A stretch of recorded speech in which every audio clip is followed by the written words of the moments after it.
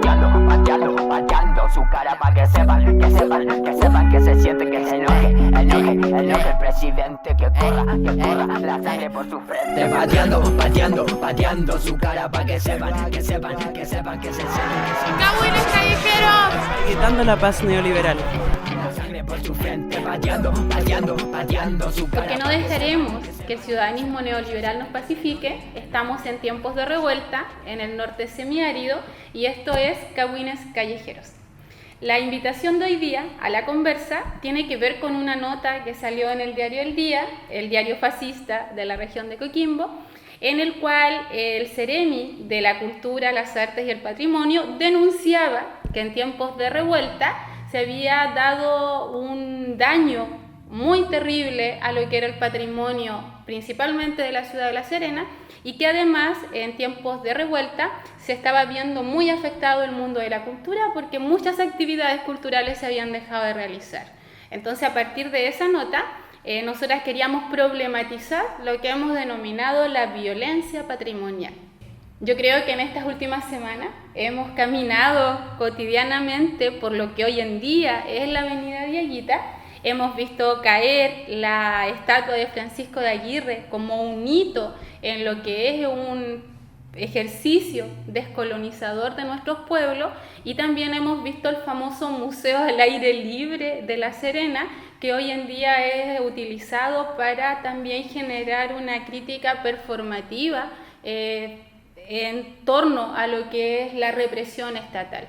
Entonces creo que se ha generado un contexto que nos está permitiendo poder visualizar una grieta colonial, una grieta que se está abriendo para volver a pensarnos desde una lectura súper colonial, cosificadora de lo que entendemos por patrimonio.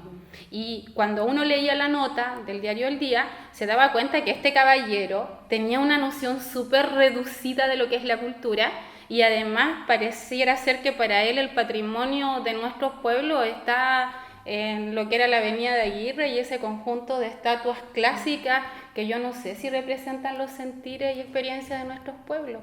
Claro. Entonces, para abrir la conversa, Nata, ¿qué opinas? Sí. Como que siento que esa nota igual desenmascara la postura de la mayoría de las autoridades respecto como a este asunto, pues. O sea, a la idea de que ellos definen lo que es la cultura y lo que es el patrimonio, y también definen lo que no es cultura y no es patrimonio. Pues, o sea, hay ciertas formas que son aceptables de cultura y patrimonio y hay ciertas formas que no. Por ejemplo, se condenaba mucho el tema del derrocamiento de la estatua de Francisco de Aguirre, cuando para ciertos grupos como nosotros eso es algo liberador prácticamente, tiene una fuerte carga simbólica.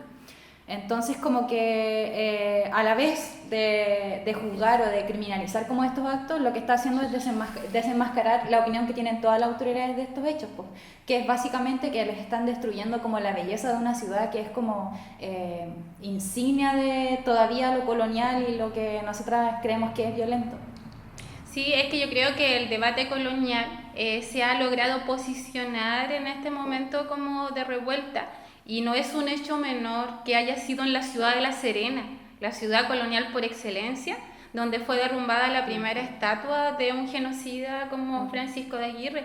Y eso generó como una ola en donde se fueron encadenando otras caídas de estatuas. O sea, apareció el tema de cómo se transformaron la simbología de referentes de la historia mapuche, con este Pedro de Valdivia que ahora aparece capturado nuevamente por Lautaro en el sur, la caída de las imágenes de las personas que exterminaron a los pueblos Selman, la caída no solamente, y eso para mí es súper importante, que no solamente fueron los invasores europeos los que cayeron con la revuelta, sino que también los símbolos republicanos, Bernardo Higgins, San Martín, Arturo Prat, esas estatuas descabezadas que ahora están en el Morro de Arica, que igual representan toda la narrativa patriota que se vino abajo, como una forma de reivindicar la sangre derramada de nuestros pueblos para las luchas de las élites en esos contextos.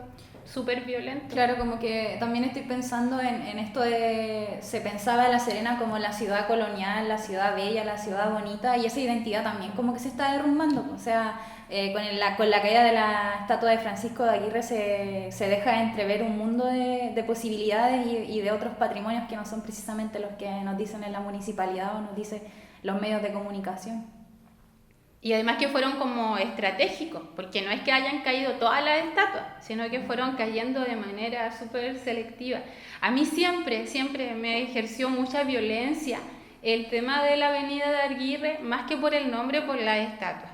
Esta imagen como de esos cuerpos clásicos, esas imágenes así como de un mundo occidental que te imponía ciertos patrones y que cuando uno caminaba por ahí nunca las miraba porque trataba de ir mirando al suelo, de ir al celular, y ahora yo camino por la avenida Yaguita y está como que la calle te grita, es como que todo el poder de nuestras luchas se quedó plasmado en el muro, se quedó plasmado en esas estatuas. Sí, igual creo que es violenta en el sentido de que, por ejemplo, te presentan solo imágenes muy pulcras de lo que es un cuerpo.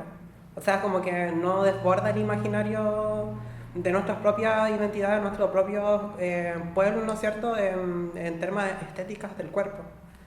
No son solamente cuerpos, no sé, muy blancos, estéticos, sin pelo, sin arrugas, sin gordura, ¿no es cierto? Esto que se desborda. Y creo que eso igual es una violencia simbólica que se nos implanta como un imaginario dentro de nuestra mente o de nuestro sentir. Entonces creo que es importante en ese sentido como el derrocamiento de estas imágenes, de estos símbolos, ¿no es cierto?, que se nos van perpetuando en este imaginario.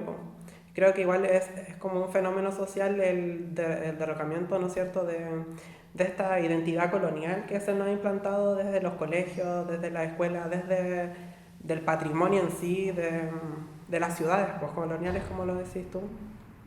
Y es importante visibilizar que existen otras identidades y otros cuerpos y otras figuras también, pues, que deberían representarnos, pero que no nos representan porque en realidad son genocidas, son violadores, etc.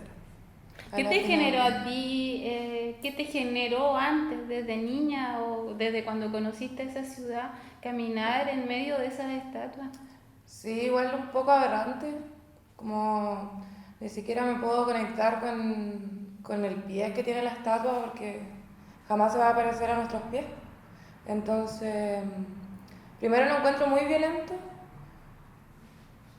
como que nos idealizan de esa forma, pues, o nos tratan de que idealicemos, que tenemos que ser así, siendo que nuestra existencia antes de que llegaran los colonizadores y todo, ya era una amalgama de cosas desbordantes, de morenidades, de no heterosexuales, y están ahí como diciéndote, tienes que ser así, si no eres así, estás mal, y atroz. Sí, igual reconocíamos con mi compañera que en la plaza de Buenos Aires, en La Serena, existe un patrimonio colonial que es la tabla de la ley de Dios. Yeah. Entonces, cómo se ha implantado esa tabla, esa ley, esos ideales coloniales en nuestras propias formas de pensamiento. O sea, nos inculcaron, ¿no es cierto?, lo que es el bien, lo que es el mal a través de esa tabla. Y cómo la sociedad se ha ido construyendo a través de eso. O sea, como existe el infierno, existe el cielo, pero el infierno que nos hace tener culpa. Entonces esas imágenes están súper plantadas también en la sociedad de la culpa. Entonces siento que es importante visibilizar que esto, pues el derrocamiento de estas imágenes, porque a través de eso vamos a generar también una transformación interna y social. Yo creo que es súper importante conversar en torno al título que le pusimos al Cawin de hoy, que es violencias patrimoniales, porque ellos están denunciando que el patrimonio ha sido saqueado, que el patrimonio ha sido destruido, pero nosotros queremos responder frente a eso, que desde muy pequeñas, ese patrimonio nos ha violentado. Porque en Chile pareciera ser que lo patrimonial está asociado a tratar de posicionar la versión de los vencedores, de los torturadores, de las personas que han violentado al pueblo, y uno tiene que transitar por esos espacios. Es verdad que en la ex avenida de Aguirre se fueron en los últimos años incorporando otras imágenes, pero esas otras imágenes siempre estuvieron desde la subalternidad, siempre estuvieron invisibilizadas por las imágenes clásicas y que representan también estereotipos de género, que presentan estereotipos corporales, que son otros imaginarios visuales frente a los cuales nosotros aparecemos como carentes, como deficientes, como monstruosas. Claro, y esto, como este malestar o esta como violencia simbólica, si le podemos llamar así, de ir y destruir o de sacar o desmantelar directamente las estatuas o el patrimonio, es algo que se ve igual desde la revuelta, porque si se acuerdan, el año pasado las estatuas de la avenida Francisco de Aguirre para las marchas feministas amanecían con la pañoleta, Claro. o para las otras marchas aparecían con la pañoleta roja, como que nunca se cuestionó en sí el existir y la presencia de las estatuas, sino que se trataba como de subvertir de alguna manera el significado que tenían, pero no funcionaba, o sea, no convocaba ni representaba a nadie. En cambio, en esta ocasión se destruyen, a las estatuas ahora les faltan brazos, les faltan piernas, están manchadas, están pintadas. No hay como una intención de embellecerlas o de apropiarse de ellas, sino que de derechamente destruirlas. No. Es muy bello ver la ciudad colonial en ruinas. Sí. Oye, y también lo de yo justo ese día estaba en Coquimbo, que fue el momento en el cual fue derrumbada la estatua de Francisco de Aguirre, que además no era la primera vez que se intentaba, o sea, hace unos años atrás se intentó también desmantelar la estatua y no se había logrado. Pero ver las imágenes después por el internet igual fue como súper impresionante, como en realidad fue un verdadero juicio popular al genocida. Sí, de hecho, como que he visto varias veces que se habla como hasta de un reparo o una justicia ejercida por el pueblo, una justicia simbólica respecto a eso. O sea, habla como de una conciencia colectiva de que saben que esa estatua representa a un genocida, a un violador. Pues no es como que sea un grupo o una vanguardia que esté destruyéndolo, sino que son muchas personas incitadas por toda la colectividad que estaba ahí. Pero también generó muchas respuestas de odio. Sí. Porque igual hay que reconocer que estamos en una sociedad súper fascista y súper así como patriota. Igual después, de hecho, se puso a Milanka de papel maché, como igual ahí se puede dar una lectura de la precariedad como del pueblo para generar nuevas culturas. Y nada, vinieron los nazis y la quemaron. Sí. Reproduciendo toda la violencia. Y igual es algo simbólico. Por ejemplo, yo no sabía quién era Milanka hasta que se puso. Y se problematizan otras cosas y se le cambia el nombre a la avenida. Yo creo que lo del cambio de la avenida, que después se empezó a dar en todo Chile también, de cambiar las calles, cambiar el nombre de las plazas, es como ejercer igual un poder que había sido usurpado por las clases dominantes y que ahora empezó a resignificar y a territorializar todo. O sea, de pasar de llamarse la avenida de Aguirre a llamarse la avenida Dieguita, y sin permiso. Igual ese es un acto de subversión del espacio. Y tampoco se cuestiona mucho, o sea, como que ya se asume que la avenida Francisco de Aguirre es un nombre horrendo, ¿cachai? Entonces como que alguien viene y te dice que es avenida Dieguita y tú te sientes identificado con eso. Entonces, y lo empiezas a ocupar cuando vas en el coleto, cuando te comunicas con alguien para decirle dónde estás. Y de manera como muy rápida, así como yo cuando me enteré que le habían puesto Avenida Dieguita, después inmediatamente esa siempre pasó a ser la Avenida Dieguita, o como acá la Plaza de la Resistencia. Sí, creo que eso es como súper importante. Pero, por ejemplo, como para ir cerrando a lo mejor el tema de las estatuas, que creo que igual, como ya se ha dicho, simbolizaban todo aquello que no era impuesto y que nos posicionaba de una subalternidad.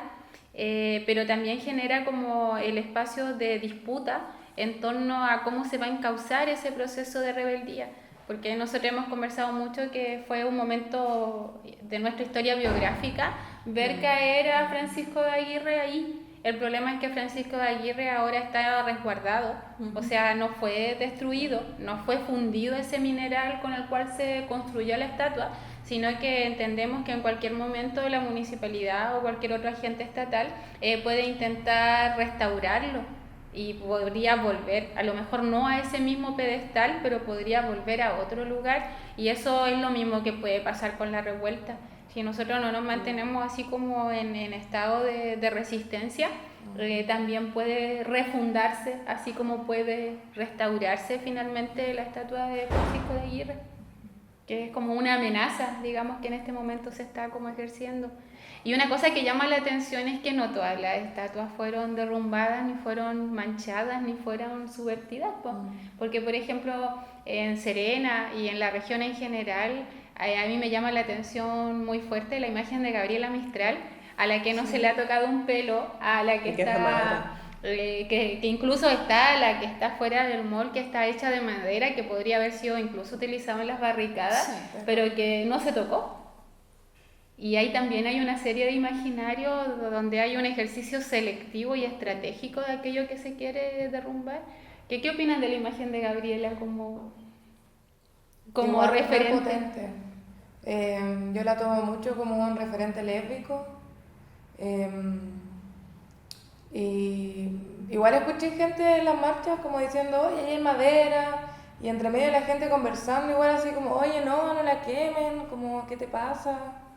Y es re boni porque se suele ver como al lumpen o la gente violentista que no tiene racionalidad, que casi que somos animales quemándolo y destruyéndolo todo, pero en realidad queremos destruirlo a ellos. No queremos destruir nuestras propias imágenes o nuestros propios personajes que han subvertido todo esto. Aparte que igual es algo territorial, o sea, la Gabriela Mistral viene de acá, de este valle, entonces que esté ese símbolo ahí creo que igual representa muchas cosas del propio territorio. Como en cambio estos personajes que vienen de afuera a colonizarnos y a implantarnos un ideal de pensamiento, creo que son necesarios derrocarlos. Yo creo que en estos últimos años nuestras subalternidades le han arrebatado la imagen de Gabriela Mistral al Estado patrimonial, se la han arrebatado, se la han disputado, y aparece esta Gabriela Vieguita, la Gabriela India, aparece la Gabriela campesina, aparece la Gabriela maestra, aparece la Gabriela lesbiana, aparece la Gabriela feminista. Entonces como que la imagen que teníamos de la poetisa que la dictadura militar instaló en los actos escolares de los 80 desapareció. Y eso igual es como súper potente. Acá en Coquimbo, cuando hacíamos los cagüines, nos juntábamos en la concha y al frente hay como una especie de escenario pequeño donde está Gabriela Mistral y está Pablo Neruda. Y a los pocos días de la revuelta, la imagen de Pablo Neruda apareció marcada con el símbolo de violador. Y eso creo que también es como súper selectivo y como súper importante ese ataque. Sí, pero tenéis razón en lo que decías sobre que se ve como, o se trata como de imprimir la imagen del lumpen como un ser inconsciente, irracional y prácticamente animal. Y no, pues, o sea, si la imagen de Gabriela siguió ahí y la de Neruda no, es por algo, pues. Claro. O sea, hay 1000 oportunidades para haber derrumbado todas esas imágenes, o como lo mismo que decíamos, pues haber quemado esa imagen de Gabriela de madera, pero no se hizo, porque se tenía una conciencia, o sea, se entendía que había como una apropiación o una subversión de esta Gabriela poetisa y profesora que nos quiere vender el Estado, pues. Claro. Lo mismo pasó en la Avenida Dieguita con las imágenes del cóndor y el vemos los animales que están en la entrada. Ah, sí. Claro, sí. tampoco se tocaron, porque tampoco simbolizaban lo que se quería rechazar, lo que se estaba como denunciando como con fuerza colonial. Sí. No sé si es como ya pasar a otro tema, pero lo que nos cuestionábamos recién era de que estas cosas del patrimonio las veíamos como mucho más presentes y como más latentes en La Serena. En cambio en Coquimbo como que eso no se ha apreciado tanto. O sea, lo de Neruda creo que es una... Pero no sé de otras acciones como que tengan que ver con eso de acá de Coquimbo. Es que sabes que yo creo que ahí pasa porque Serena vivió un fuerte proceso de higienización colonial. Porque, por ejemplo, el Plan Serena, asociado a esta figura de Gabriel González Videla, como que instaló en el imaginario chileno patriota la imagen de una ciudad señorial. Y esa ciudad señorial se fue construyendo históricamente en oposición al chango y a la changa de Coquimbo. Entonces se genera como esa rivalidad entre la ciudad de la luz y la ciudad de la oscuridad. o la ciudad La ciudad bonita. la ciudad limpia y la ciudad con olor a chango. Y eso es súper fuerte acá, o sea, yo soy de Coquimbo y yo viví muy de chica esta discriminación de ser del puerto y pensar que la gente de Serena era distinta. Y así se vive también la dinámica de turismo. Por ejemplo, en La Serena, muchos argentinos y gente viene a vacacionar porque es preciosa, porque está bien cuidada y todo colonial, Limpio. Sí, igual hablábamos de eso en delante, como viene la gente de afuera a sacarse fotos con estas estatuas que han sido violadores, entonces como... ¿Cuál es el sentido ahí como de tomarte una foto con estos personajes? O en el faro tampoco lo hemos mencionado, pero el faro igual es como un símbolo súper fuerte de La Serena. De hecho, yo si busco La Serena en internet, lo primero que aparece es el faro. Ahora hay que tener como cuidado con una cosa así, que es La Serena, que es como el espacio céntrico. Claro. Porque, por ejemplo, las compañías, que se supone que es cerca del 40% de la población de toda la ciudad, es el espacio más allá del río, es el espacio de lo que no es Serena, es el espacio de aquello que puede estar sucio, de aquello que está contaminado, no es el espacio de la higienización de la ciudad, de La Serena en sí. Y son las mismas personas las que también pasan como por un proceso de higienización, pues, o sea, como que yo tengo muchos conocidos o conocidas que como que cuando de las compañías cuando van a La Serena se tienen que poner bonitos, se tienen que vestir como adecuados para ir al centro de La Serena, como para ir bonitos y limpios y que no te miren raro, pues, porque también se da harto eso, pues, como ese juzgar al otro por ser distinto. Yo creo que el hecho de que haya salido mucho en prensa que la ciudad de La Serena es como la ciudad con mayor daño patrimonial, tiene que ver con que es una de las ciudades de íconos del colonialismo en tierras chilenas, pues. Que eso igual es como súper fuerte. ¿Y qué les parece eso de ver las calles tan rayadas en La Serena? Precioso. Sí, es como una cultura que se mueve, un patrimonio vivo, no de yeso estático. Todos los días hay un rayado nuevo, una cosa quemada más. Sí, y no es como tampoco en cualquier lugar, pues, sino que son en estos edificios coloniales precisamente, pues que tú los veís y están diciéndote a gritos que son coloniales por sus colores, por sus formas, por su, no sé, por su todo. Sí.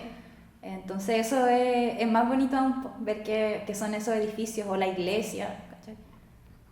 Sí, yo creo que como para ir cerrando este primer bloque, yo creo que el mensaje al Ceremi y a los Ceremis que vengan y quieran defender el patrimonio es que esto no tiene vuelta atrás y se está repensando la ciudad. Hoy día la calle está gritando cosas y lo está encarnando también en el espacio de esas estatuas, así que se busquen un lugar más seguro para ellos para poder tener su museo, porque ya no va a ser museo al aire libre. No. Que vuelvan esos museos. Que vuelva a esos museos.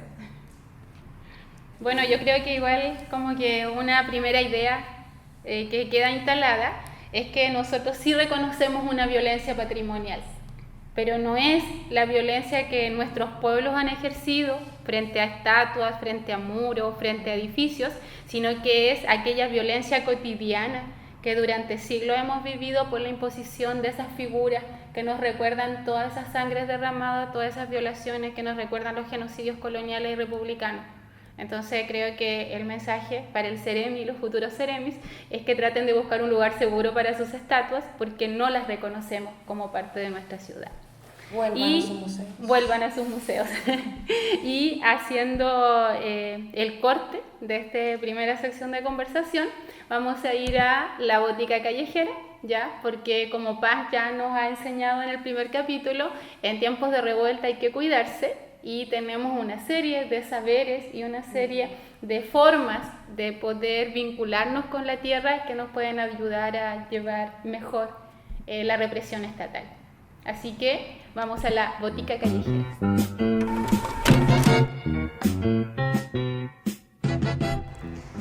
Hola, buenos días. Aquí estamos nuevamente con la botica callejera, esta vez para compartirles la sección de los intoxicados. Para hablar entonces de las intoxicaciones es importante que primero nos demos cuenta que diariamente estamos siendo víctimas y estamos constantemente en exposición con químicos que pueden ser bastante nocivos y ni siquiera sabemos cuáles son los efectos secundarios que tienen estas bombas lacrimógenas a las cuales estamos expuestos durante la represión. Y para ello hoy día quería compartir diversas plantas o hierbas medicinales que ayudan en el proceso natural del cuerpo de eliminación de las toxinas. En este caso tenemos a la hierba de la plata o equiseto o cola de caballo, como lo conocen algunos, que es una hierba que ayuda bastante al proceso de drenaje, es bastante detersiva. Eso significa que limpia el cuerpo en general, los sistemas del hígado, los sistemas de riñón, los limpia profundamente. Otra de las plantas que ayudan bastante al proceso de desintoxicación, de eliminación de toxinas, es el diente de león. El diente de león durante mucho tiempo ha sido considerado una maleza, pero es verdaderamente una bueneza, porque el diente de león no solamente ayuda a desintoxicar, sino que también es alto en calcio y vitamina C. El perejil también es un muy buen desintoxicante del cuerpo. Aquí lo que hacemos y lo que se recomienda para cualquier desintoxicación que se quiera hacer general del cuerpo, se puede incluir también un poco del té verde, que también es un muy buen diurético, es realizarlo siempre antes de cada comida y en ayunas. Realizamos entonces una infusión. Las infusiones se realizan vertiendo el agua caliente recién hervida sobre las plantas e inmediatamente tapamos la infusión. De este modo evitamos que los aceites volátiles se evaporen y podamos mantenerlos dentro del proceso. Mientras tanto se reposa esto. Comentarles también acerca del llantén, que además de ser una planta que contiene muchas propiedades, como por ejemplo las cicatrizantes, también es un importante eliminador de toxinas de la sangre y de los fluidos corporales que tenemos en el cuerpo. Por lo tanto, consumirla en una infusión después de ir a una marcha o en los contextos en los cuales nos encontramos ahora habitualmente, ayuda mucho al proceso de eliminación de toxinas. La cúrcuma también es conocida por sus propiedades desinflamatorias y por sus propiedades para eliminar las toxinas que se acumulan en la sangre.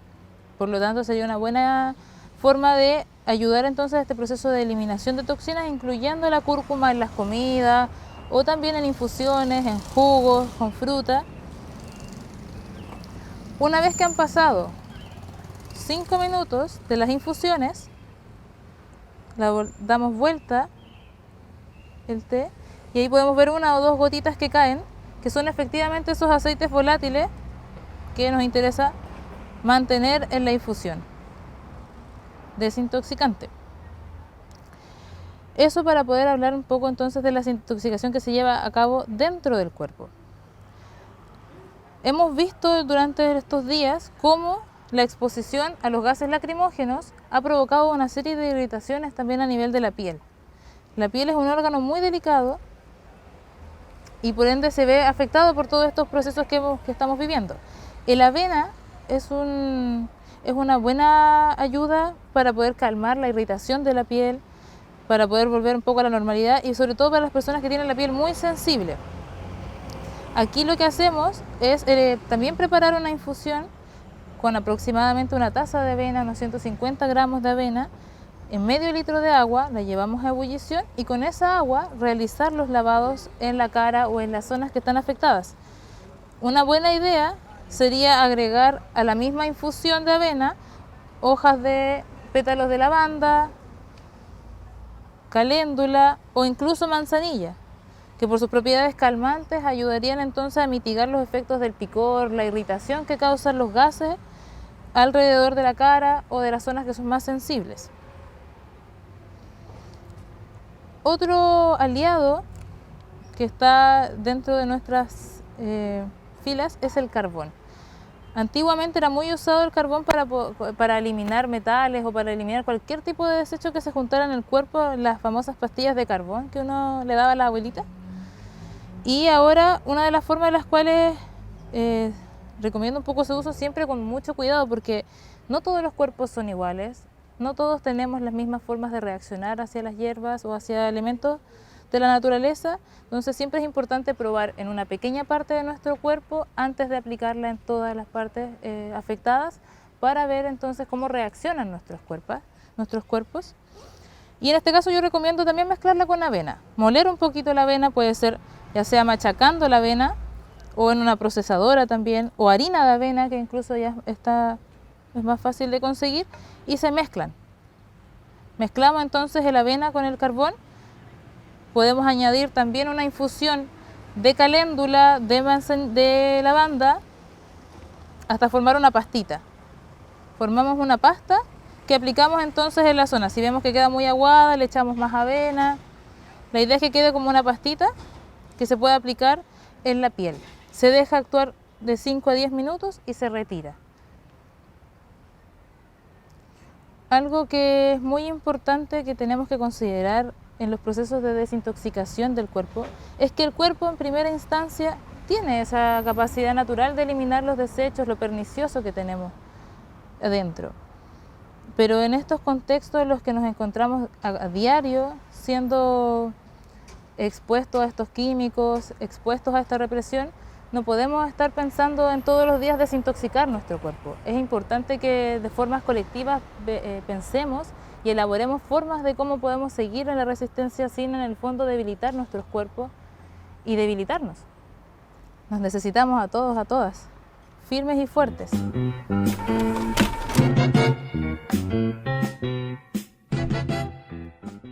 Bueno, esa era la botica callejera para que en tiempos de revuelta no dejemos la calle, pero tengamos mucho cuidado, ¿ya? Vamos a volver al tema de conversación.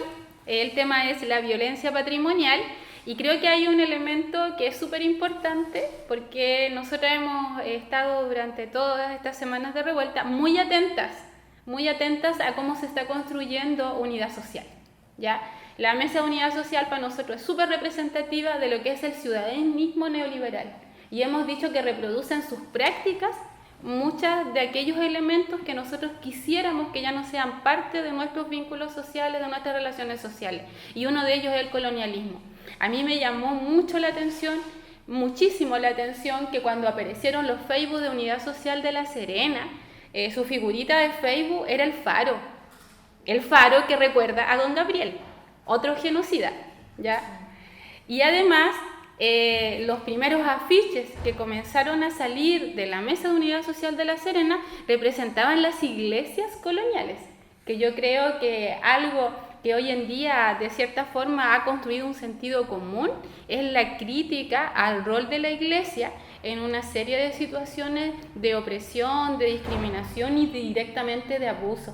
Entonces creo que el hecho de que ellos hayan incorporado ese patrimonio de La Serena en sus imaginarios nos está hablando hacia dónde van las discusiones que se dan en Mesa de Unidad Social. Claro, y deja entrever de que el colonialismo no es solo una etapa o una época o un tiempo limitado, sino que internamente lo llevamos hasta el momento de hoy. O sea, yo creo que esas personas al poner esa imagen nunca se cuestionaron de dónde venía esa imagen, qué simbolizaba, qué significaba, o al poner las iglesias, yo creo que lo hicieron totalmente con toda la otra intención, de poner un lugar que fuese representativo para los serenenses.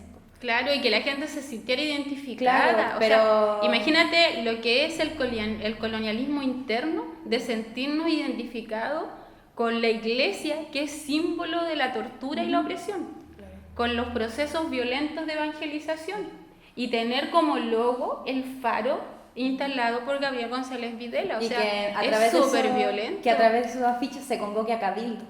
Bueno, ahí obviamente quedan entrampados en esta lógica colonial, y que es una lógica que ha intentado blanquear la ciudad de La Serena, sacar a la ciudad de La Serena de lo que es la cuenca del Elqui. Y creo que en Coquimbo se da un proceso súper distinto, en el sentido que, como tú misma decías, como que acá el elemento que aglutina identidad no tiene que ver con objetos como las iglesias, como las estatuas, como los faros, sino que tiene que ver con lugares, sino que tiene que ver, por ejemplo, con colectividades como el Hueso Pirata, que ha territorializado y ha generado otras formas de apropiación y de identificación con el territorio. Y eso no lo encontramos en la ciudad colonial de La Serena. Y ojo que no es una crítica a la gente de La Serena, sino que a la imposición estatal que se materializa en esa ciudad. Sí, igual hablábamos como de, o sea, como grupos como disidentes sexuales. en el sentido de que queremos agruparnos, queremos organizarnos de cierta forma para vernos, para reconocernos, pero si no existe un arraigo con el territorio mismo, con la tierra, con el agua, entonces, ¿dónde nos vamos a situar? Entonces, de cierta forma tenemos que mirar la tierra, tenemos que mirar el agua, porque eso nos va a dar el piso para poder reconocernos. Y si no está eso, estamos al aire, estamos a la deriva igual.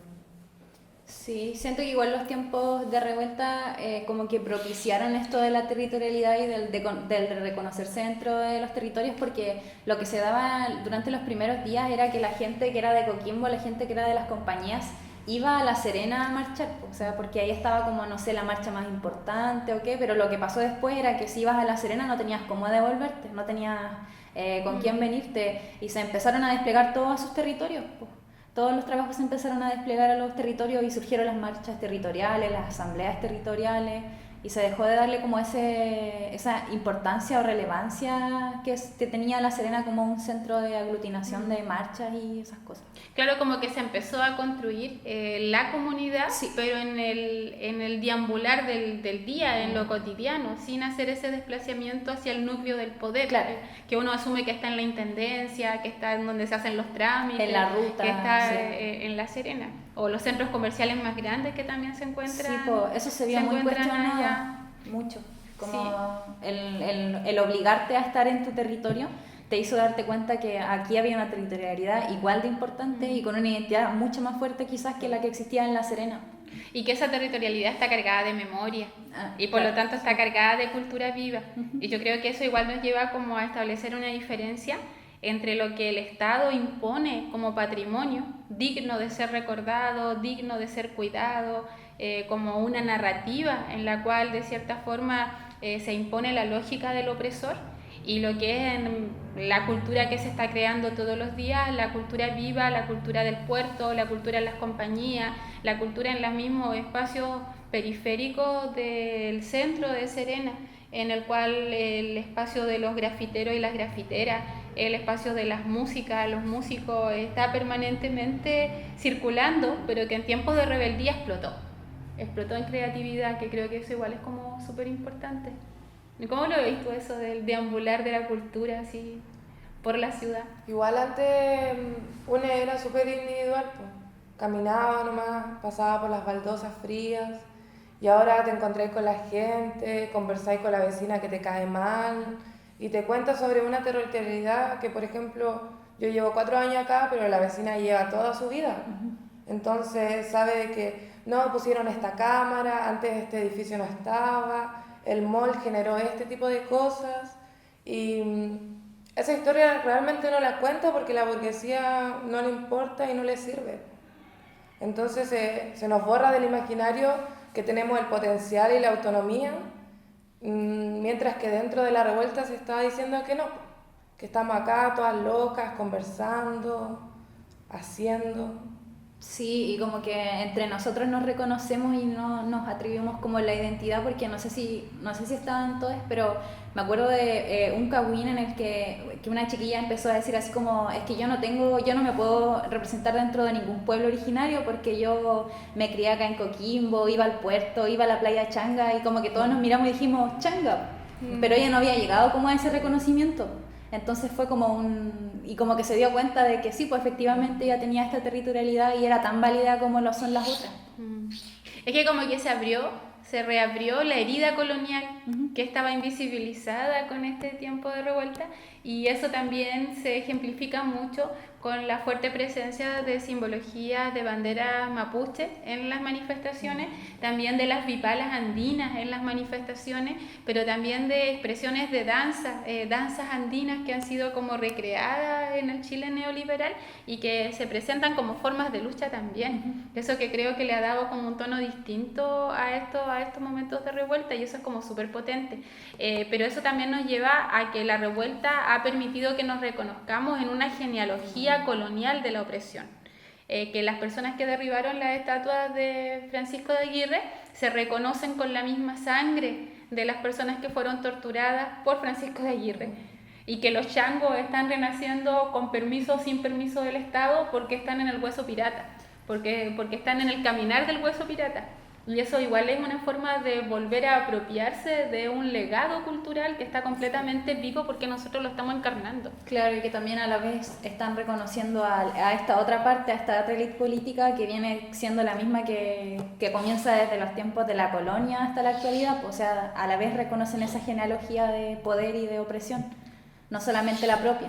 Pero si en la ciudad de La Serena estaba la Casa Piñera, estaba la Casa Chadwick en la esquina, que nos hacían recordar que en realidad los represores de hoy día son los represores de ayer, y que también están presentes, así como en toda la ciudad. Que igual eso es como súper violento también y súper fuerte de reconocer esos espacios. El tema de la estatua, el tema de las identidades, el tema del hueso pirata, el tema como del faro, todo esto nos remite finalmente a lo colonial. Nos remite al debate de que nuestras situaciones de opresión no solamente tienen que ver con la violencia del neoliberalismo, sino que hay algo que es mucho más profundo, que es mucho más antiguo, que es mucho más violento, que tiene que ver el haber sido resultado de una invasión. O sea, nosotros somos herederos de una genealogía de pueblos que fueron invadidos y masacrados violentamente y que en este contexto de revuelta comienzan a emerger. Se está hablando de los dieguitas, se está hablando de los changos, se está comenzando a hablar de construir identidades sin permiso del Estado. Y eso creo que es como súper potente en contextos de revuelta. Yo no sé cómo ustedes han pensado que podríamos problematizar lo colonial. ¿Cómo problematizar en nuestra subjetividad esa herida colonial? Sí, lo primero yo creo que es como reconocerse desde esa otra edad, o sea, como desde nuestros pueblos que estaban acá, ¿no es cierto?, que llevamos esa herida de genocidio, de tortura, que se nos impuso, ¿no es cierto?, una forma de pensar, que se nos impuso una forma de educarnos y que esa forma es súper occidental, porque es que es súper colonial y que no responde a nuestros propios territorios. Entonces igual es importante visibilizar eso y encontrar puntos de fugas como, no sé, las mismas personas, ¿no es cierto?, tienen sus propias prácticas que quizás no saben que son prácticas que estaban antes, pues. No sé, como tómate esta agüita de hierba.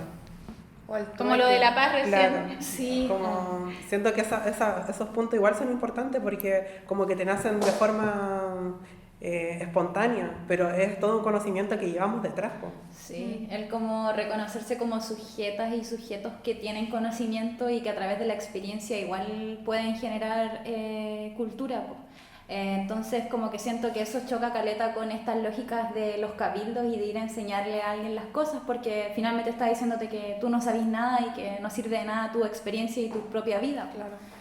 Creo que eso es muy importante al momento de cuestionarnos como las estructuras coloniales, esta idea de como que un sujeto con conocimiento vaya donde otro y le enseñe cómo tiene que hacer las cosas y le enseñe toda una metodología para hacerlo, me parece que es súper violenta y que termina como cooptando y quitando como ese potencial de descolonial. Y que en estos cabildos solo se habla como de política dura y pura, así Sí, como pues. de partido, y no desde el conocimiento, como lo decís Claro. tú, propia de nuestra experiencia.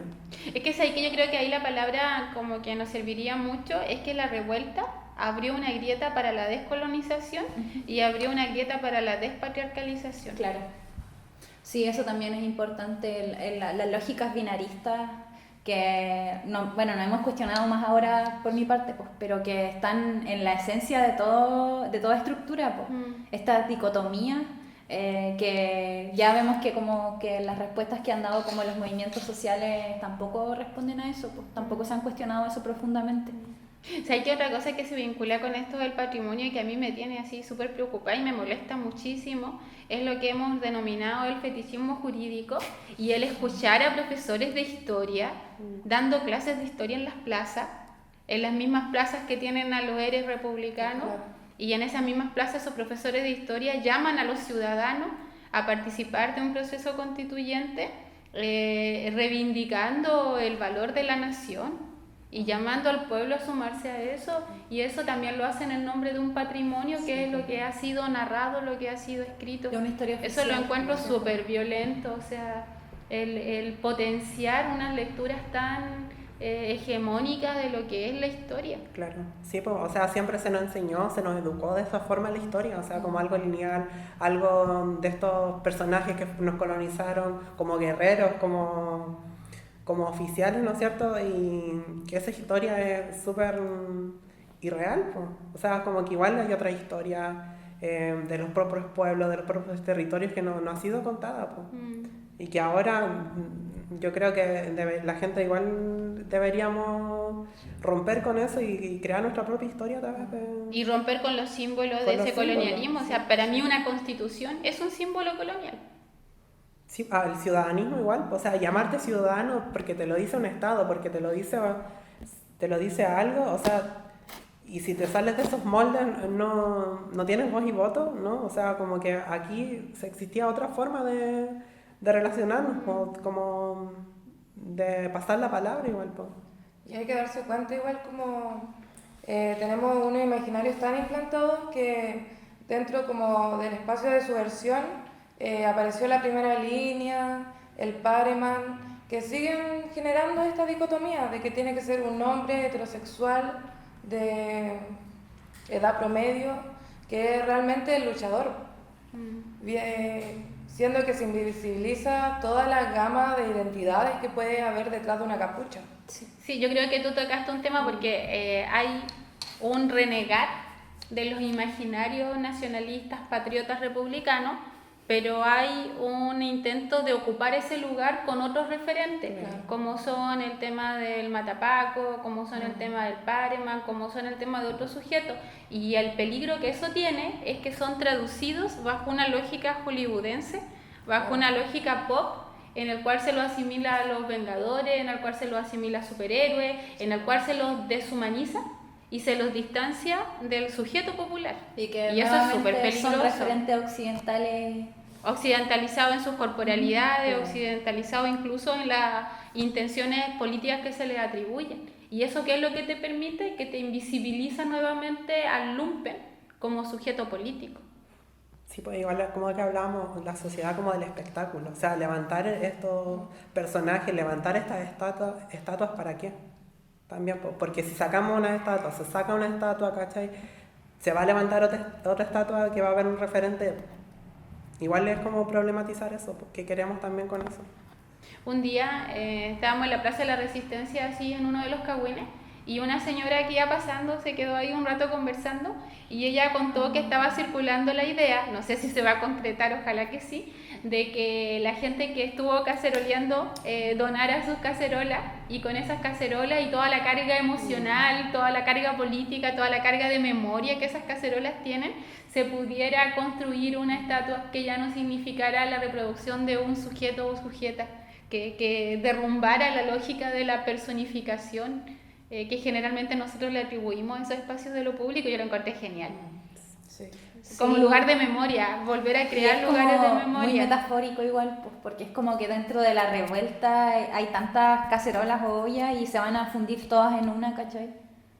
O en muchas puestas, porque no claro, los también. tipos, Y sí. todas tienen diferentes tipos de golpes que han deformes, igual, ¿no? Como con la Entonces fuerza como que es generan. como una cosa muy simbólica de toda la energía popular que estuvo presente, que está presente en la revuelta y que no puede ser sintetizada ni siquiera en la imagen de Milanka. Porque es volver a caer en la lógica personalista, es volver a caer en la esencialista lógica igual. esencialista, es volver a caer en esas lógicas que son súper modernas occidentales. Que igual eso es peligroso, invertirlo solamente sin tensionar. Igual me acordaba ahora así como un proceso como antiguo, de que yo cuando era más chica, por ejemplo, las poblaciones, me acuerdo, en Huasco donde yo vivía, cada población nueva que era inaugurada le ponían una cruz Ya. en Huasco. Entonces como, ¿por qué tienen que una nueva, no sé, población tiene que llevar ese símbolo? Entonces como son símbolos coloniales, porque no intentan poner una idea o una forma de pensar que errónea, o sea, que no debería ser. Pues. Sí, yo creo que esta revuelta nos ha permitido ver como toda la fuerza de identidades que se están reconstruyendo, que se están rearmando a partir del caos social, así como espacios de fertilidad. Y eso no lo van a poder materializar en una estatua de ningún tipo, ni siquiera en la Milanka. Claro. Creo que eso es como súper fuerte. O como que nos vinimos para abajo con el tema de las estatuas caídas, ¿no? Sí, es que estaba como pensando que es cierto que no sea, que como que siento que solo se invierte en los papeles y que no se ha cuestionado en sí el por qué debería haber una estatua, por qué debería haber un referente, un solo referente que nos represente a todos. Igual es fuerte. Sí, porque es la idea colonial, pues, o sea, Sí. como de un sujeto político, de un referente, de un solo movimiento que lleva todo, pero en realidad hay toda una gama de cacerolas, ¿no es cierto?, Sí. que pueden estar ahí, pues. Ahí nos damos cuenta que estamos todas colonizadas, envenenadas por el colonialismo, Sí. podridas por dentro.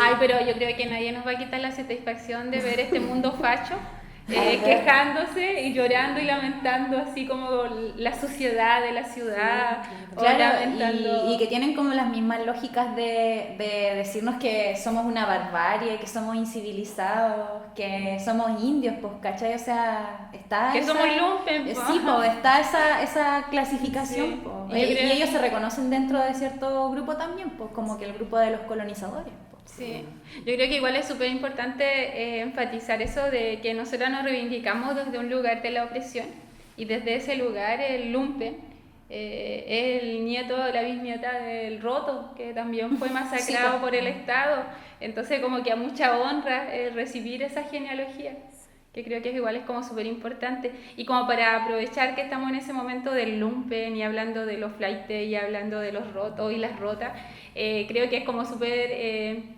claro el momento para hacer una pequeña pausa y ir a una sección que inauguramos la semana pasada que se llama El Palabreo de la Yeca y que en realidad es la voz del lumpen que está gritándole al poder ¡basta! Así que vamos con Palabras de la Yeca. Sangre Paco en el almuerzo, ¿Qué pasó con el Catrillanca? Igual, pues, amiga. Ahí la institución de carabineros se fue a la mierda, po. Legal, pues, ¿cachai? Eliminaron pruebas, ¿cachai? Incluso le cargaron al loco de un robo y weá. ¿Vos creés que una persona, porque el loco no tenía cara ni de flight ni un weón maldito, sino que tenía cara de un trabajador, pues, ¿cachai? Y andaba con un cabro de 15 años, ¿tú crees que una persona que le pasan a un tractor para que lo trabaje va a andar con esa intención de andar robando un auto? Y después, pero escúchame, ¿cómo vaya a traerte tú después? Si te vas en tractor, ¿cómo te vas a traer el auto? ¿El pendejo de 15 años lo va a traer? Imposible, pues, weón, ¿cachai? Porque incluso no pasó a mayor. ¿A dónde está la profesora que supuestamente le robaron el auto? ¿A dónde está la declaración culiada o que dé la cara pública, que muestre su nombre y su cara de decir, no, este personaje sí o sí me robó, ¿cachai? No hay una weá, es un montaje y todo, ¿cachai? La han hecho vista gorda la weá también, pero hay gente que no, pues hoy en día ha pasado un año y tanto, weón. Hay gente que lo recuerda porque realmente fue una weá que en realidad le quitó la venda a los pacos realmente, como son. Esa es la weá, ¿cachai? Imagínate, antes de que los pacos se pegaran este condoro, estaba la cagada con el ejército, weón. ¿Cuántos millones? ¿Ah? ¿Cuántas evasiones al mismo estado, weón? ¿Cachai o no? O sea, weón. ¿En qué país vivimos, cachai? Los weones, los políticos, claramente, cuando salen a hacer campaña, weón, salen a puro mentirle a la gente, pero la gente es muy weona, weón. A mí me da rabia que la gente es más weona, ¿sabes? Porque como te dije, la gente empieza a conformarse con lo más mínimo, weón. 350, o sea, el sueldo base que ahora, que antes eran como 285, no sé, como una algo así, ahora lo quieren subir a 350, weón. A mí me pagan 350 en una empresa culiaca ya para que me tengo que hacer cagar de lunes a viernes, donde, sin mentirte, yo sin mentirte creo que hasta incluso siento que tengo una enfermedad en la cuestión, porque yo trabajo en la construcción, ¿cachai? Trabajo con el tema de polvo y toda la weá, pues entonces esa weá te afecta. Ahora que soy joven no me afecta, claro, pero cuando sea más viejo, ¿cachai o no? Entonces los viejos no le toman el peso a esa weá, ¿cachai? Porque claro, a ti te pagan una mierda, incluso cuando te pasa una lesión, ¿cómo le podemos decir? O cuando te pasa ¿cómo se llama? Un accidente de trabajo, weón, los weones esperan que una inyección, una aspirina, y al otro día tenés que estar. ¿Dónde, weón? Hay gente que le ha dado lumbago, weón. Hay gente. Oye, a mí de repente me da hasta pena la construcción, porque yo veo gente adulta gente de 70, 60 años, viejitos. Mira, no tengo nada que decir que son malos para la pega, son todos excelentes para la pega, ¿cachai? Pero me da pena el que ellos tengan que esforzarse el doble hasta el triple. Como yo soy joven, para mí esforzarme el doble es como un logro. Para ellos no, pues para ellos es autodesgaste, ¿sí o no? Yo considero que es así, pues. Lo he visto, pues. Me he terciado con viejitos que son buena onda en el tema ese. ¿Estáis? Pero sí, amiga, no, el país culiado está callando, weón. Legal está terrible fome. Hay muchos que salen con temor a la calle a dispararle a la gente porque es tu mismo pueblo, weón. ¿Cachai? La gente no está haciendo un mal, está protestando, está reclamando lo que realmente tiene que haberle llegado hace 30 años atrás. Claro. ¿Me entendió, no? Hay 1000 formas de protestar. 1000 formas de protestar, movimientos sociales, como le llaman algunos. Aquí es una explosión masiva, es la palabra. Lo que ha generado el país es una explosión masiva, porque a nivel nacional toda la gente ha explotado, ha llegado al límite de llegar a enojarse, a salir a disputarse con la calle. Saquen sus empresas, que nos envenenan a todas las putas maricas transilelas. Saquen sus empresas, que nos envenenan a todas las putas maricas transilelas. Bueno, y acá seguimos con el cahuineo, y yo creo que una cosa súper importante es que fue muy fuerte ver derrumbarse, ver caer las estatuas, pero fue mucho más fuerte ponerse a leer los comentarios de los debates que se abrieron en redes sociales. Y mientras estábamos escuchando el palabreo de la Yeca, la Nata buscó en su teléfono algunos que no sé por qué los había guardado, así que los va a compartir ahora. A ver, ya, igual a ver, léelo. Ya voy a leer el que yo encontré más fuerte, divertido y preocupante a la vez. Dice, si no fuera por Francisco de Aguirre, todavía irían con taparrabos, sodomizándose en cualquier esquina y haciendo sacrificios humanos. ¿Cuánto daño hace la ignorancia? Qué rico sodomizarse. Mira, y este igual es bueno. Dice, estas son las generaciones perdidas. Dios mío, justo junte a estas ovejitas y muéstrele el camino del bien.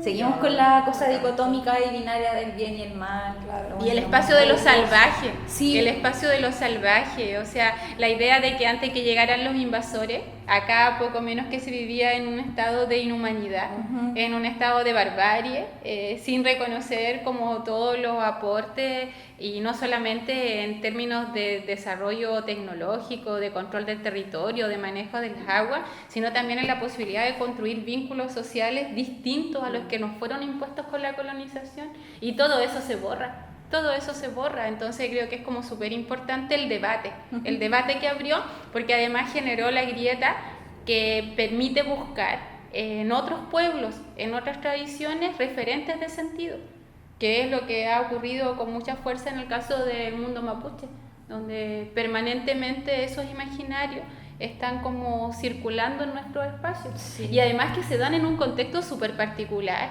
se dan en el contexto en el que en el norte semiárido se está comenzando no solamente a debatir la emergencia de los diaguitas del siglo XXI, de los changos del siglo XXI, que la historiografía había dado ya por su muerte decretada en el siglo XVI, sino que también tiene que ver con el momento en el cual se genera este hallazgo entre comillas, porque la gente que vive ahí sabía que habían objetos arqueológicos en el sitio del Olivar. Sí. Y que además el sitio del Olivar entra en conflicto con las carreteras del IRSA, la Iniciativa de Infraestructura e Integración Regional Sudamericana, que en su expansión vial hacia el norte generó las condiciones para que se encontrara este cementerio, o esta necrópolis, como se la ha denominado desde el campo arqueológico, y que sería amenazada por la construcción de ese camino, de esa vía. Entonces, como que el sitio del Olivar ha articulado a muchísimos grupos que estaban como buscando fuentes de sentido identitario distintos al republicano colonial. Por eso es muy carerraja el Ceremi, que habla del patrimonio y de la violencia que se le está haciendo al patrimonio, y cuándo se han dedicado a examinar las cosas. Sí, y preocupado de que no se podían estar haciendo las actividades culturales, como ¿De si qué ahora no actividad? estuviese pasando nada. Mira, las actividades culturales que ahí en la nota quedaban claro eran eventos artísticos, que es como que te traen no sé, un artista, un grupo musical famoso entre comillas, que son santiaguinos generalmente, que te lo traen a regiones, te hacen un evento en el que tú no pagas la entrada, y a ese tipo de cosas le llaman evento cultural. Entonces igual creo que es como una mirada súper limitada, súper mercantil, monetarizada de lo que es realmente como el campo de las artes y la cultura. Claro, si la nota no problematizaba o este tipo no problematizaba como el hecho de que se estaba cuestionando toda una identidad, sino que problematizaba que se estaban destruyendo estatuas que eran valorizadas monetariamente, nomás, pues no, en ningún momento mencionó o dijo algo sobre eso, pues como las nuevas identidades. Y si lo dijo fue como, no me acuerdo bien de la nota, pero lo dijo así como un poco... Como que la cultura puede cambiar, como que el Claro. patrimonio se puede reinventar. Sí, como quitándole como todo el peso y el potencial político que tiene esto, pues. Sí. Y obviamente que la grieta de la revuelta también permitió de que se visibilizaran formas de construir cultura y de hacer arte, que hoy en día están así, pero en todos los espacios. O sea, yo estuve ayer por motivo X que tuve que entrar a un espacio de una universidad y vi unos murales maravillosos que no habrían sido posibles de ser plasmados en esos muros si no hubiese habido revuelta. Uno va a la Plaza de la Resistencia y ve un montón de murales, de música, como que en las mismas calles no es solamente el mensaje, sino que también la estética que se está construyendo en torno a la revuelta, la que tiene un potencial súper fuerte descolonizador. Imagínense toda la gente que está haciendo documentales, las canciones que han salido, los rap, cuando el rap tiene un potencial etnográfico así súper potente. Y eso también ha sido como una emergencia de creatividades, po, que obviamente un Ceremi no las va a reconocer. No, sí, es que no es que ni siquiera que no las vea, es que no la las puede va a reconocer. domesticar. Claro. No la puede domesticar, si ese es el punto. Y no la puede hacer negocio también. pues. No la puede, Claro, tampoco puede ser no es negocio. rentable. Claro, entonces si el problema de él es que no hayan actividades culturales, creo que igual... Como que no ha salido. Bravo. Como que no ha salido a la calle.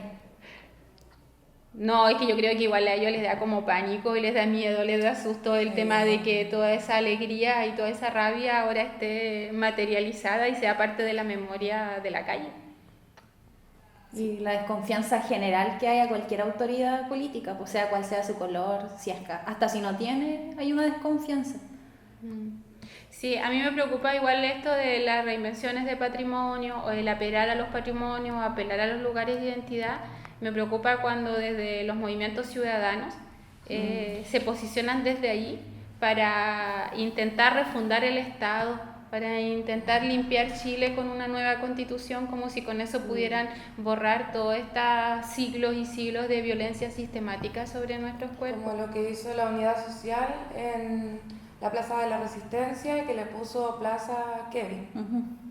Y realmente nadie pescó ese nombre porque lo pusieron ellos, no porque realmente no hubiera una memoria colectiva de un sujeto muerto, asesinado por el Estado, sino porque se lo pusieron ellos. Y eso ya implica una higienización y un borramiento de memoria. Y un apropiarse de una memoria de lucha. Una apropiación brígida. Sí, pero ahora en la calle la cultura se está disputando. Sí. Y eso sí creo que es como súper importante. En el primer programa, Fenty nos hablaba de cómo se estaban reinventando, cómo se estaban rearmando los gritos de protesta, los cantos de protesta en un lenguaje claramente no binario. Y eso también es cultura. Y también es cultura cuando han emergido los rap de protesta en esta zona, y eso también es cultura. Y también es cultura todos los colores que hoy día están marcando las murallas, que también son cultura. Sí, pues. O como esta nueva escultura de Pedro Lemebel, que es un escritor marica acá de Chile, precioso, pues. Porque de por sí, ¿a quién tenemos de referentes escritores? Pablo Neruda, que es un violador, y no se toman como, igual es vanguardista Pedro Lemebel, pues. Eso fue en la U de Chile, creo. Sí, La U Católica. Y claro, y más Católica. encima en un espacio académico que es Claro. terriblemente conservador, pues, ¿cachai? Que incluso yo creo que se molestan más en un espacio académico de que les boten alguna estatua que en la misma calle, pues si les estáis tocando como su cúpula de poder y de... Y eso vuelve como a resignificar lo mismo que hizo Pedro Lemebel en la dictadura, porque entró desnudo arriba de una yegua a la universidad y como que ahora se toma como una estatua que esté ahí, debe estar feliz mi prima. Bueno, y eso también acompañado no solamente con el tema de la instalación de la estatua, y que, ojo, no hay que caer nuevamente en la retórica así como antropocéntrica y claro. personificadora, pero sí eso fue acompañado de las performances, que son como estas nuevas expresiones colectivas de instalación de los cuerpos como artefactos culturales en el espacio público, donde ya no necesitas poner una estatua, sino que se arman estas corporalidades colectivas a través de la música, a través de la danza, que igual han sido como fuertes en tiempos de revuelta en todo Chile, no solo acá. Y además el potencial de esas perfos, el cuerpo que sea, ya es algo que irrumpe, porque nadie se... Cuando vamos en la calle, igual con nuestros propios cuerpos, igual vamos rompiendo ese espacio y vamos generando cultura a través de lo que nos ponemos, de las expresiones que usamos, etcétera. O sea, somos cultura de por sí. Sí, igual ponen en evidencia como que las políticas tradicionales o las formas tradicionales de hacer política están quedando obsoletas. Así como la Como que cultura, no convocan. como la cultura mercantilizada también, porque una También. cosa que hizo el neoliberalismo fue que le puso valor a todo y aparte domesticó a los creadores y las creadoras con propuestas originales a partir de los fondos concursables que te hacían competir unos con otros por el favor del Estado. Y eso igual desarticuló las posibilidades de la creación colectiva y sobre todo de la creación anónima, de la creación que no reconoce una propiedad intelectual porque se reconoce como parte de una herencia, de un legado histórico. Y eso también el neoliberalismo te lo bloqueó. Y hoy día como que volvió así como a emerger y uno quiere ser changa y quiere ser poeta y quiere ser de todo y quiere ir a rayar al oro. Sí, igual es como fuerte. Oye, ¿qué momento, por decirlo así, hemos vivido una grieta neoliberal que empezó a encadenarse con una grieta colonial? Y como que probablemente han habido momentos que para nosotros han sido súper significativos. Entonces yo quería preguntar, como para cerrar, ¿cuál es tu momento anticolonial que destacarías de esta revuelta? ¿Por qué lo viviste o por qué lo viste? Estuve cuando derrocaron a Francisco Aguirre, me dio un prolapso de todos mis rincones y fue precioso. De hecho, yo creo que la mayoría de ahí no sabía que era Francisco Aguirre, solo que era un colono cualquiera y precioso. Después la gente así como abrazándose, casi que un año nuevo, una nueva era. Y también el ver los saqueos me emociona mucho. Encuentro que es una subversión al capital precioso y que también se hace de forma colectiva, que se criminaliza, como de que todo es una hueá individual y realmente no. Esos días de saqueo en la calle tú veías y en toda la esquina había comida de perros para los perros callejeros y eran de los mismos saqueos, la gente lo tiraba a la calle o la gente en situación calle, la gente dándole comida a la gente que realmente vive en la calle. Precioso. Sí, igual me quedo con la estatua de Francisco Aguirre, más que por el hecho, por como todo el ambiente que se generó alrededor, así como esta cosa como de celebrar, como de alegría, de un poco de justicia, así. Siento que eso es como el sello, que se hizo como justicia popular de alguna forma. Con eso me quedo. Sí, o sea, yo no estuve porque estaba en otros lugares, pero sí vi por redes sociales cuando cayeron estas imágenes. Y me queda marcada igual esa imagen de Concepción, donde sacaron a este personaje. Esa es buena. Y como que estaba toda la población alrededor de esta imagen, que era no sé, como un centro gigante, largo, y los pusieron un falo y lo pusieron con pitas y lo derrocaron así con mucha fuerza. Y cayó y se destruye, entonces como que se destruye todo eso a pedazos y cómo no se puede volver a rearmar.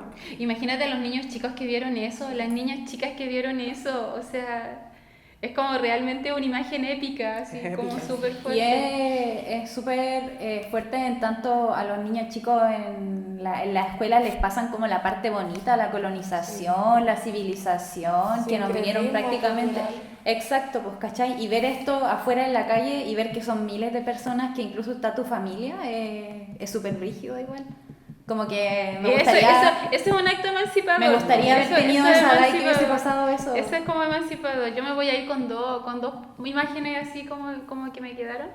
Creo que a mí sí la imagen del MBL me generó como También. muchas emociones en el pensar de la subalternidad radical, de la otredad ninguneada históricamente en todos los espacios, no solamente en su disidencia sexual, sino que en su saber popular, en el lenguajear de una manera distinta, en el espacio del el ser criade desde la periferia, o sea, como que sentía que se iban imbricando en el sujeto, se iban como imbricando muchas formas de opresión,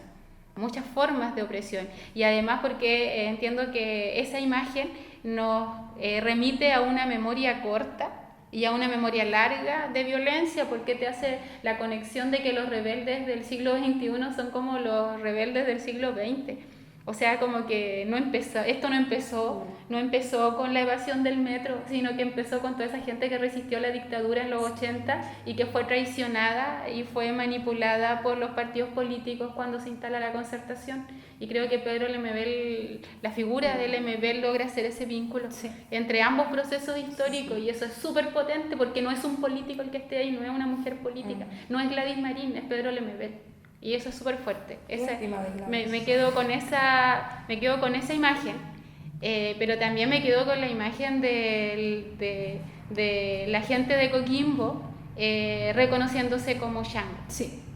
Eso también así como imagen, como súper fuerte. No es una imagen que pueda sacarle la foto, No. sino que es la imagen de la conversa cotidiana, donde la gente empieza a recordar cómo se vivía la recolección de las algas, cómo se vivía, que yo lo viví, la experiencia de sacar las machas en la playa Changa, la experiencia de estar conectada con el puerto, ¿ya?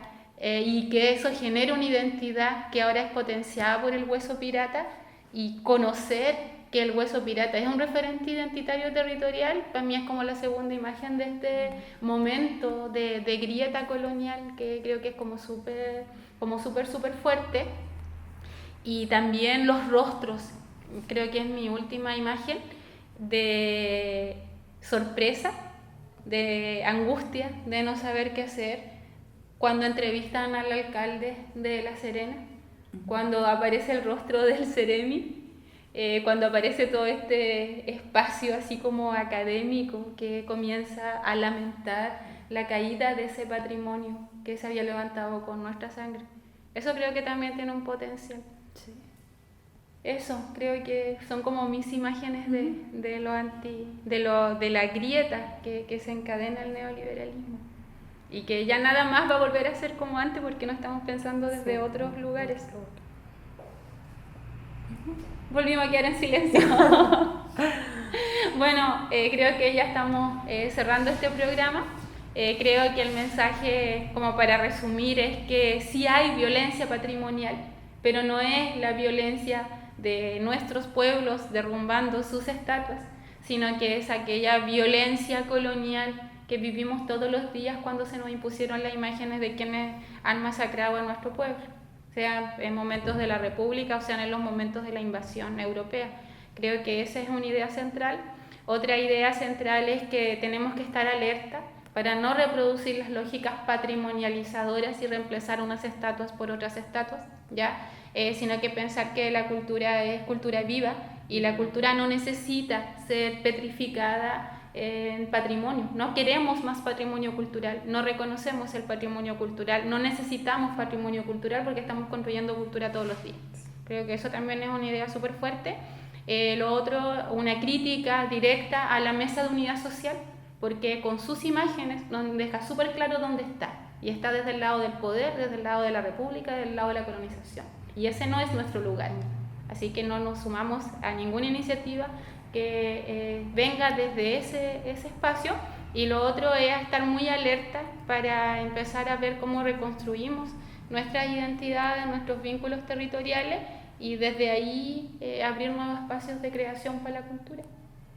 Creo que eso es como el último mensaje y lo dejamos ahora con un nuevo momento reflexivo, la grieta reflexiva, y con eso damos por cerrado el Cagüín del día de hoy. Desde el norte semiárido, el mariconeo pobre y sudaca se posiciona en contra de las empresas de diversidad sexual y sus discursos, fundaciones elíticas que negocian las muertes del mariconeo pobre con el Estado y el empresariado. Por eso decimos, gritamos, gemimos, mariconeo y aguas libres, mariconeos emancipatorios por la abolición del régimen heterosexual y el capital. Pateando su cara pa' que sepan, que se sienten, que se enoje el presidente, que corra la sangre por su frente. Pateando su cara pa' que sepan, que se sienten, que se ¡Cagüines callejeros! Gritando la paz neoliberal. que corra la sangre por su frente. Pateando su cara pa' que sepan, que se sienten, que se enoje el presidente, que corra la sangre por su frente. Pateando